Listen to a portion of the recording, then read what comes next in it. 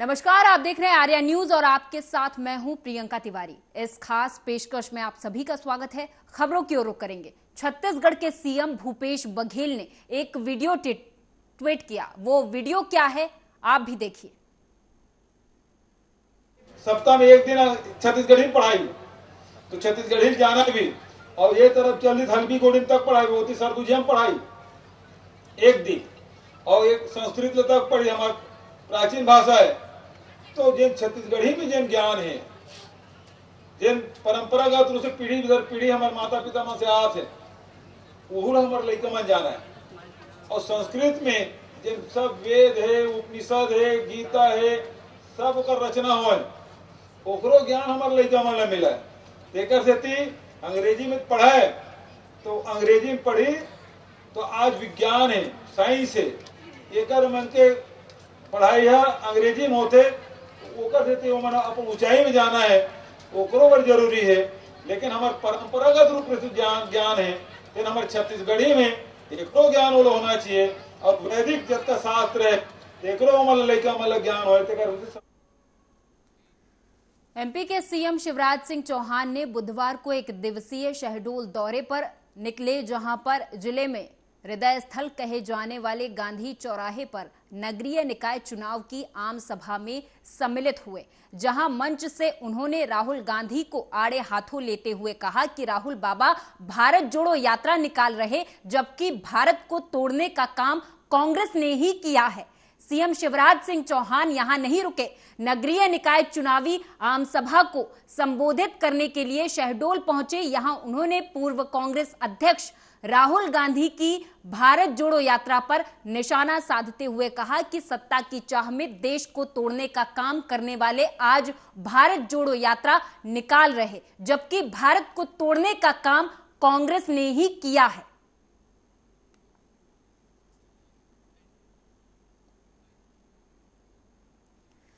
तो वहीं एमपी के गृह मंत्री नरोत्तम मिश्रा ने जनसभा को संबोधित करते हुए कहा कि कांग्रेस पर इस दौरान उन्होंने निशाना साधा और कहा कि कांग्रेस भारत जोड़ो यात्रा निकाल रही। इस दौरान उन्होंने और क्या कुछ कहा कांग्रेस पर, आप खुद सुनिए। हटे तो इंदिरा जी आ गई, इंदिरा जी हटे तो राजीव जी आ गए, राजीव जी हटे तो सोनिया जी आ गई, सोनिया जी हटी तो राहुल जी आ गए, राहुल हटेंगे तो प्रियंका आएंगी, प्रियंका हटेंगी तो उनकी लंका तैयार हो रही है। अच्छा, आप देखो ना, मुलायम सिंह हटे तो अखिलेश आ गए, अखिलेश हटेंगे तो डिम्पल आएंगी, डिम्पल हटेंगी तो सिंपल तैयार। पार्टी एकमात्र एक ही है, उसका नाम है भारतीय जनता पार्टी, या एक गरीब से गरीब चाय बेचने वाला हिंदुस्तान का प्रधानमंत्री। मैंने जैसे सीरीज आपको और पार्टियों की बताई, आप बता सकते हो नड्डा जी के बाद अपने अध्यक्ष कौन बनेगा? कोई बता सकता है? किसी भी कार्यकर्ता का भाग खुल सकता है। आदरणीय अमित शाह जी के बाद में नड्डा जी बनेंगे, किसी को मालूम था?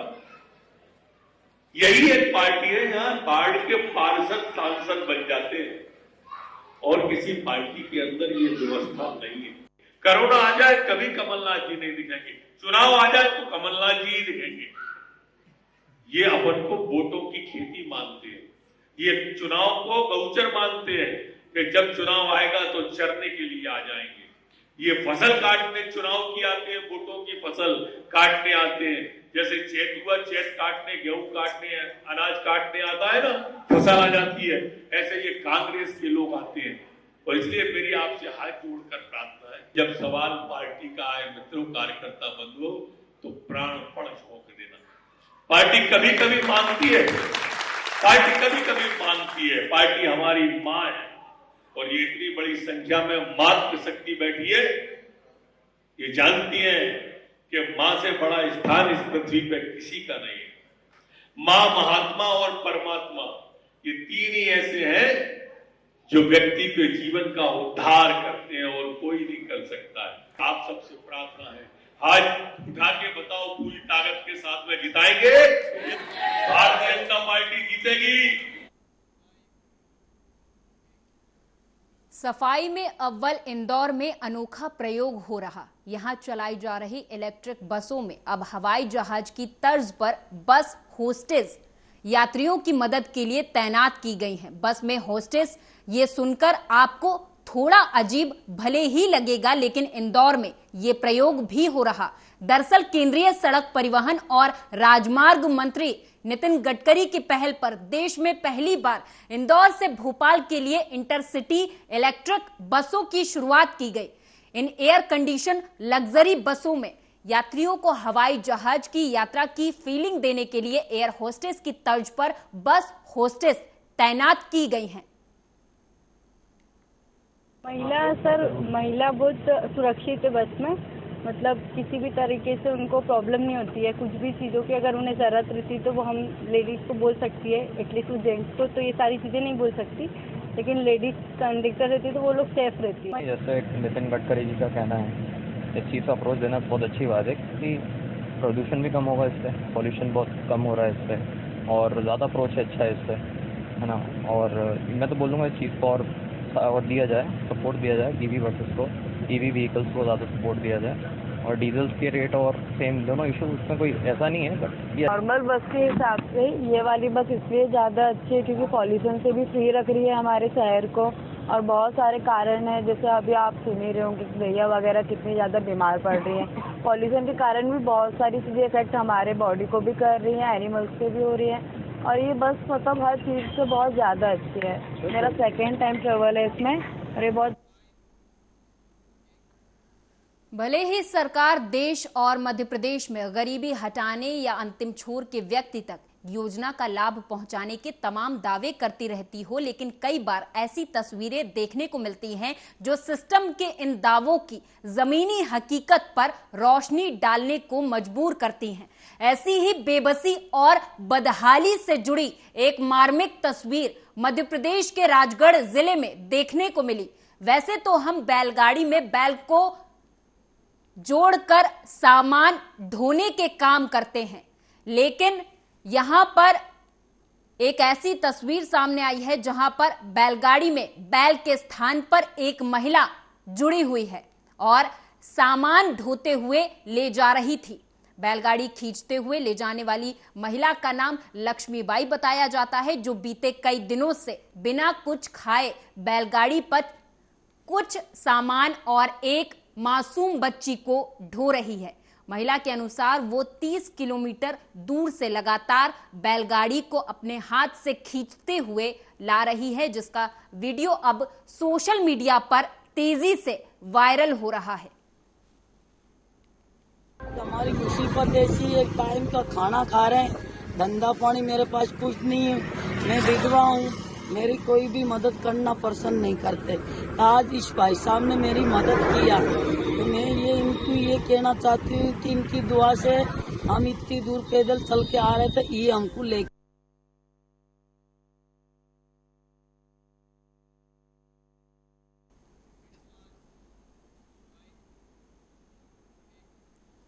तो वहीं पॉलिटेक्निक कॉलेज में 2 दिन की शांति के बाद बुधवार सुबह फिर से बवाल हो गया। यहां 2 छात्रों की गुट में मारपीट हो गई। कुछ ने सेकेंड ईयर के छात्रों को पीट दिया। इसके बाद बड़वानी के छात्रों का समूह कॉलेज के बाहर बैठ गया और प्रदर्शन शुरू कर दिया।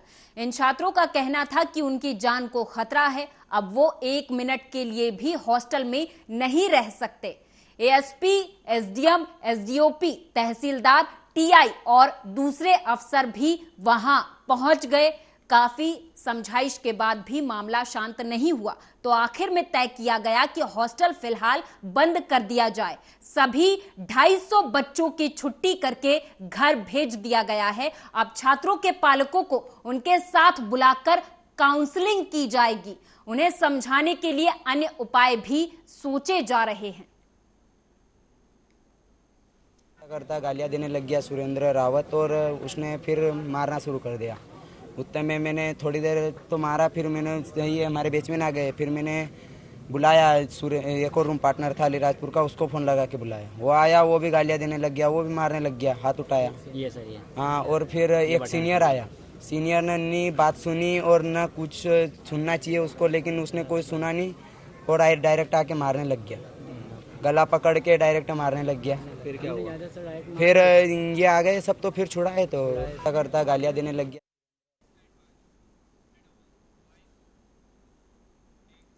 अगली खबर धार से है, जहां आपको बता दें कि अवैध शराब मामले में पुलिस ने बड़ी कार्रवाई की है। गुजरात के राजकोट से 2 आरोपियों को पुलिस ने गिरफ्तार कर लिया है। इसके अलावा इंदौर के शराब व्यवसायी रिंकू भाटिया को भी अवैध शराब मामले में आरोपी बताया गया है। भाटिया की गिरफ्तारी के लिए धार पुलिस की एक टीम इंदौर पहुंची थी, लेकिन भाटिया को सूचना मिलने पर वो फरार हो गया।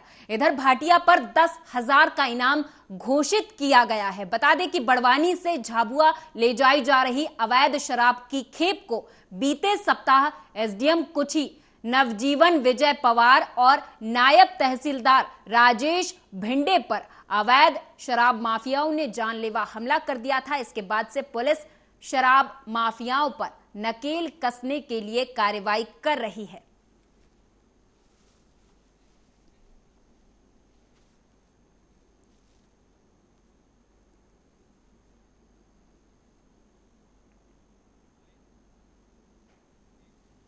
तो वहीं दूसरी तरफ आज धार जिले के सरदारपुर के ग्राम पंचायत चालिनी में भ्रष्टाचार से जुड़ा एक थप्पड़ कांड की गूंज चर्चा का विषय बन गई।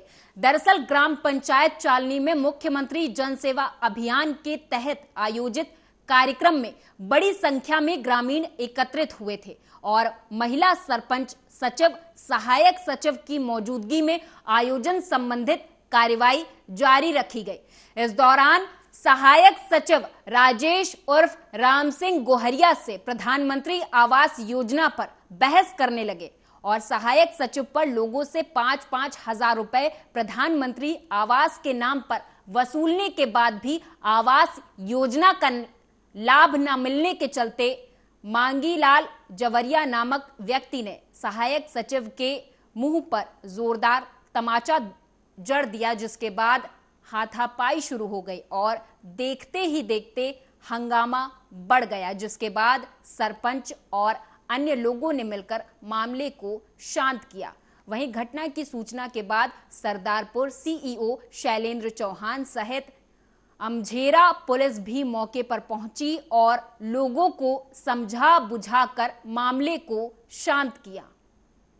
कहीं नहीं सर, ये आपसी विकास के कारण गाली गलौज करे और मेरे को झपट मारा गया था। मैं ये मुख्यमंत्री जन कल्याण शिविर में ऑनलाइन आवेदन कर रहे थे शासकीय योजनाओं का, मुख्यमंत्री किसान सम्मान निधि योजना, शौचालय और लाली लक्ष्मी योजना, इस संबंध में काम चल रहा था शिविर में। आपसे रंजित के कारण उन्होंने आरोप लगाया।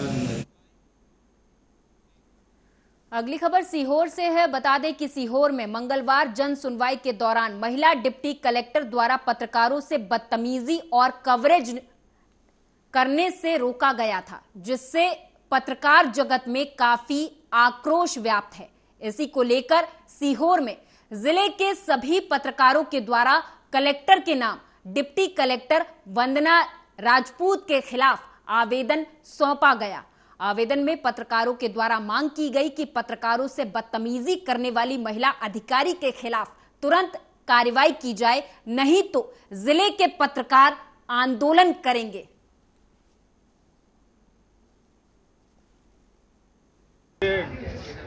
कोई भी अधिकारी हो या कोई भी कर्मचारी हो या समाज में जो भी कोई भी दबंग व्यक्ति हो, अगर पत्रकारों की एकता, अखंडता, पत्रकारों की गरिमा, पत्रकारों के मान सम्मान, पत्रकारों की इज्जत से खिलवाड़ करने का प्रयास करेगा या नीचा दिखाने की कोशिश करेगा या अपने पद और अपने अहम को आगे लेकर आएगा, तो हम शांतिपूर्वक तरीके से सारे पत्रकार साथी एकजुट होकर उसे करारा जवाब देंगे। इस जो घटना हुई है कल, मुझे जो बताया गया है, जो ज्वाइंट कलेक्टर सुश्री वंदना राजपूत है, उन्होंने हमारे कुछ पत्रकार साथियों के साथ जिस तरह का व्यवहार किया है वो निंदनीय है। एक तरफ हमारे मुख्यमंत्री ये कहते हैं कि पत्रकारों के खिलाफ अगर कुछ भी कोई बोलता है तो उस पर सख्त से सख्त कार्रवाई होगी। सर, अभी पत्रकारों द्वारा ज्ञापन सौंपा गया, क्या पूरा मामला है और किस तरह की इसमें कार्रवाई होगी? पत्रकारों ने ज्ञापन सौंपा है कि उनके साथ किसी प्रशासनिक अधिकारी ने कोई बदतमीजी की है, उसकी जांच की जाएगी। यदि सही पाई गई तो जिसके सुरक्षा करेंगे उससे। जी सर, धार जिले के कुची तहसील के निसरपुर क्षेत्र के ग्राम करौंदिया में बीते दिन कल 11 केवी लाइन विद्युत करंट लगने से तेंदुआ मादा की मौत हो गई, जिसका पोस्टमार्टम देर शाम को सुसारी के रेंज ऑफिस में हुआ। वहीं इस मामले में आज पशु चिकित्सा विभाग कुची के पशु चिकित्सा अधिकारी गहलोत से मिली जानकारी के अनुसार बता दें कि तेंदुआ मादा की मौत विद्युत करंट लगने से हुई। तो वहीं पर शरीर पर किसी भी प्रकार से कोई चोट के निशान नहीं मिले। इसके साथ ही पोस्टमार्टम रिपोर्ट में तेंदुआ मादा के गर्भवती होने का खुलासा भी हुआ। बताया जाता है कि तेंदुआ मादा के पेट में 2 माह के 3 शावक पल रहे थे। डॉक्टर गहलोत ने बताया कि करंट लगने से शरीर पर काले निशान पड़ गए। वहीं इस मामले में वन विभाग की उदासीनता देखने को मिली। बीते कुछ माह से लगातार क्षेत्र में तेंदुआ दिखाई देने की जानकारी लगातार मिलती रही है, लेकिन वन विभाग इसे पकड़ नहीं पाया। इस मामले में बीते दिन कुची विधानसभा क्षेत्र के विधायक सुरेंद्र सिंह बघेल के द्वारा मौका स्थल पर निरीक्षण किया गया था, जिस पर उनके द्वारा वन विभाग को लेकर उदासीनता की बात कही गई थी। अब देखना होगा कि आखिर इसमें किसकी लापरवाही सामने आती है।